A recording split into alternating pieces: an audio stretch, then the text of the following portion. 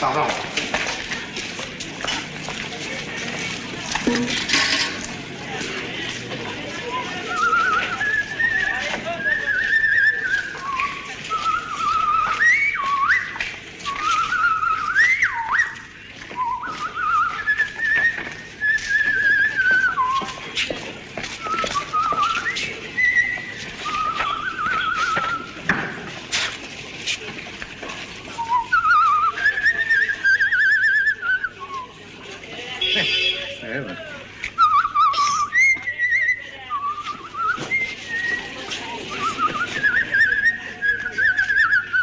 Monsieur Pilate.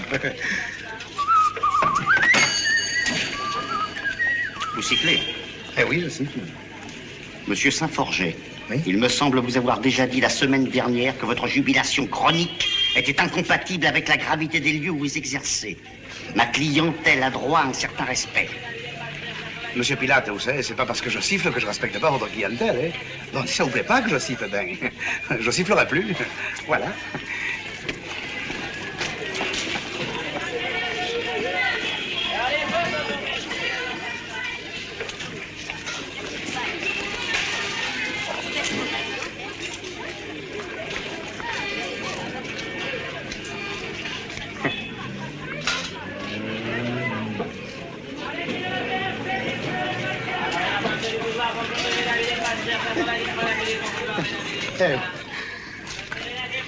Oui. Je peux pas.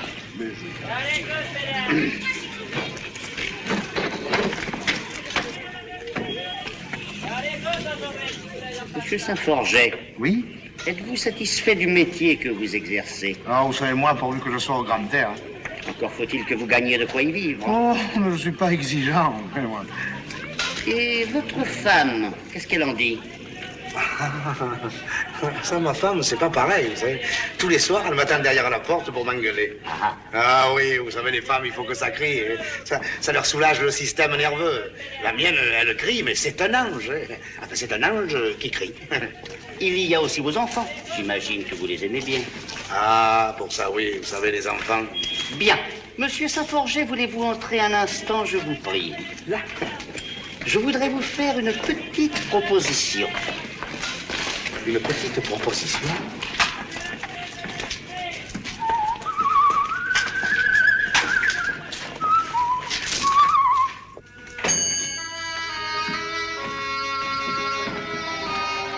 Monsieur Saint-Forget, asseyez-vous, je vous prie.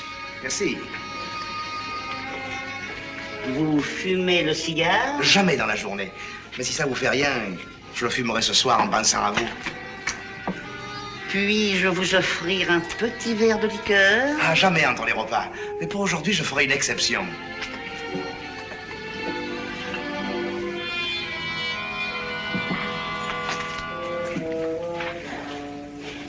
À la vôtre. À votre santé.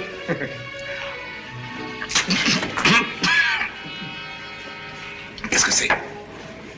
C'est du vitriol? De l'arquebuse. Pour les veuves qui s'évanouissent. Il vaudrait mieux les donner au mari. Ça les ferait revenir. Trêve de plaisanterie. Passons aux choses sérieuses.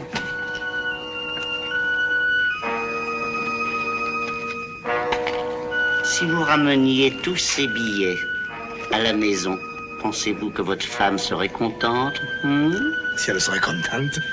Oh, malheureux. Seulement voilà, ces billets, ils sont pas à moi. Si vous le voulez bien, ils sont à vous. Ne me touchez plus! Ah, vous avez pas honte de faire ça à moi? Ah, c'était ça, votre petite proposition. Monsieur Saint-Forget, je vous en prie. Vous vous méprenez. Expliquez-vous.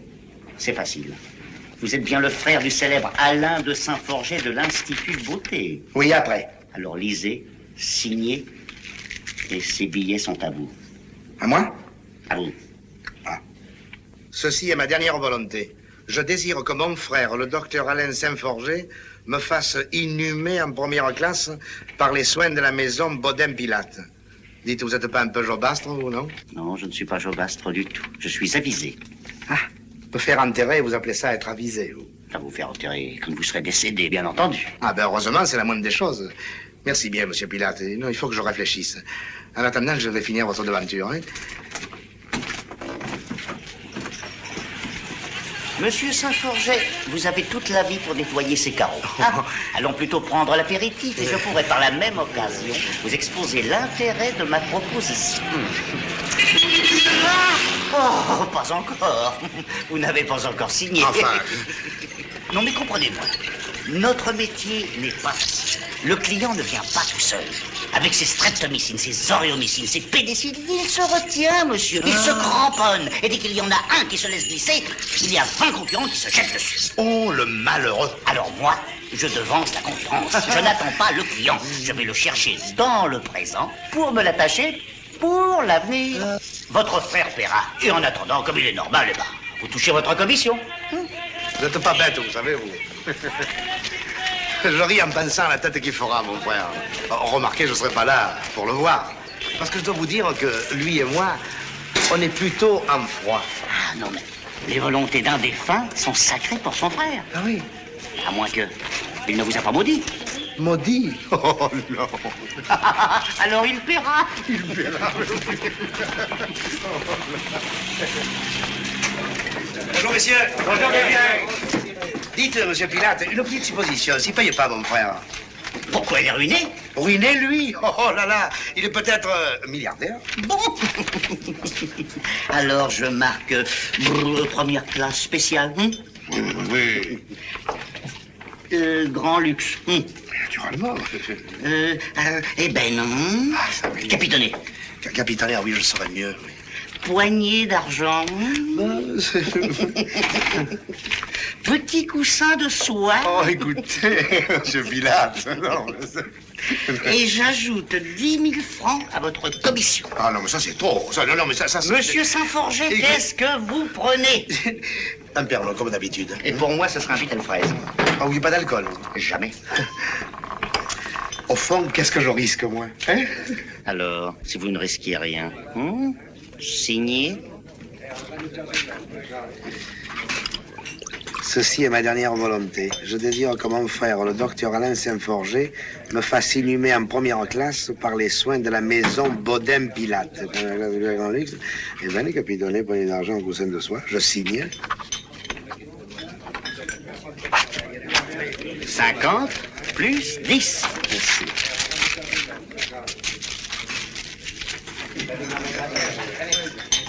S'il y en a un qui risque quelque chose, c'est pas moi, c'est vous. Parce que mon pauvre frère, oh, c'est pas que je lui veux du mal, peu cher. Mais enfin, surmené comme il est, vous savez, s'il venait à mourir avant moi, qui c'est qui serait le couillon? Je ne vous veux pas de mal non plus, monsieur Saint-Forget, mais pensez bien que je ne m'engage pas à la légère. Non. Mes clients, je les choisis. Il y a longtemps que je vous observe, monsieur Saint-Forget. Chaque lundi, quand vous venez laver mes carreaux, vous riez, vous sifflez, vous chantez. Mais vous n'avez pas bonne mine.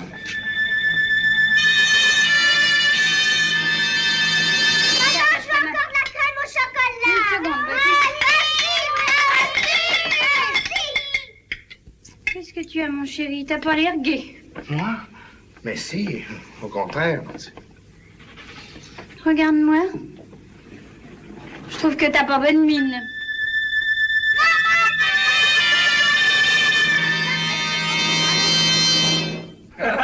Bon, celle-là est formidable. Ce sont deux copains qui se rencontrent. Il y en a un qui dit à l'autre, comment va ta femme? L'autre répond, elle est morte. Et de quoi? D'un rhume de cerveau. Alors c'est pas grave. Elle est complètement idiote, ton histoire. D'abord, on meurt pas d'un rhume de cerveau. Oh, si. On meurt de tout, monsieur. Il est bien placé pour le savoir. Alors, un paquet de gauloises et un perlot. Non, je fume plus. Donne-moi un Vital fraise. Un Vitel? Mais ça ne va pas, Désiré. Ça va pas bien? Pourquoi ça irait pas? Je demande de Vital fraise parce que j'ai envie de boire un Vital fraise.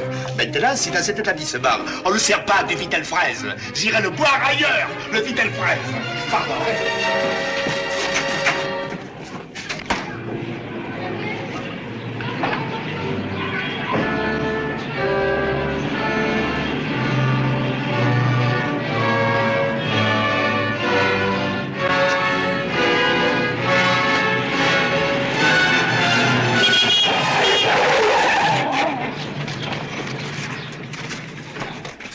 nous affolons pas, c'est rien. Voilà ce qui arrive quand on ne sait pas conduire. Il y a 10 ans que je conduis, monsieur. Alors il n'y a plus d'espoir, monsieur.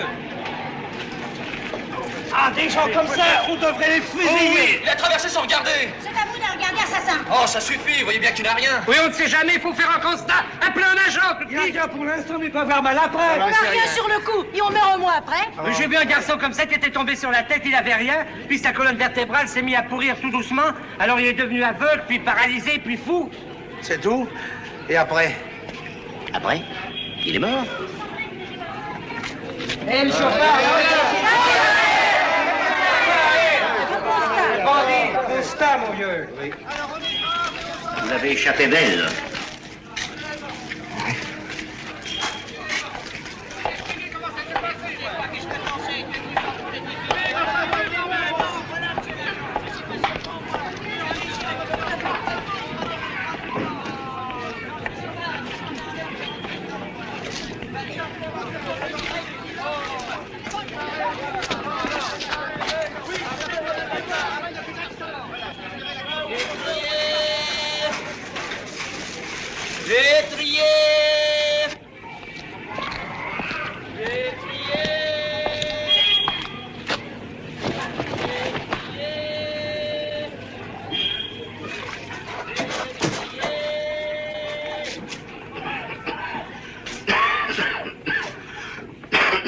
Vous toussez?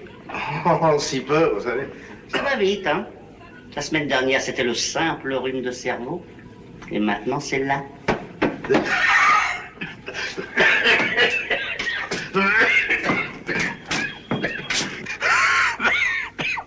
C'est bien accroché, hein? Oh, c'est rien. C'est rien du tout. C'est 3 fois rien. Non, mais remarquez, c'est normal. On se trompe toujours sur son propre état de santé. Quand il y a un mourant dans une famille, tout le monde le sait. Sauf lui. Vous croyez? Rhume, grippe, bronchite, pleurésie double. Et hop. Et hop.